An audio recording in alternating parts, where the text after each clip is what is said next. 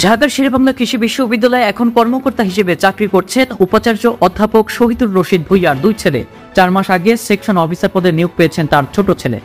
একই সময়ে বিশ্ববিদ্যালয়ের কর্মকর্তা পদে উপাচার্যের নিজ জেলা নরসিংদীর অন্তত 7 জনের চাকরি হয়েছে। উপাচার্য তার স্ত্রীর একটি গাড়ি বিশ্ববিদ্যালয় প্রকল্পে 1 বছর ভাড়া খাটিয়েছেন। অবৈধ বাংলাদেশি অভিবাসীদের ফেরত পাঠানো সহজ করতে বাংলাদেশের সঙ্গে একটি নতুন চুক্তি করছে যুক্তরাজ্য। চুক্তির আওতায় যাদের আশ্রয়ের আবেদন খারিজ হয়েছে, যারা বিদেশি অপরাধী ও যাদের ভিসার বৈধ মেয়াদ অতিবাহিত হয়ে গেছে, তাদের ফাস্ট ট্র্যাক পদ্ধতিতে বাংলাদেশে দ্রুত ফেরত পাঠানো হবে। ইসরায়েলে গত 7 অক্টোবর ফিলিস্তিনি প্রতিরোধ সংগঠন হামাসের হামলার সময় অন্যদের সঙ্গে জিম্মি হয়েছিলেন পোষান হারান তার 2 মেয়ে ও 2 নাতিও। গাজায় 50 দিন জিম্মি থাকার পর মুক্তি পান তারা।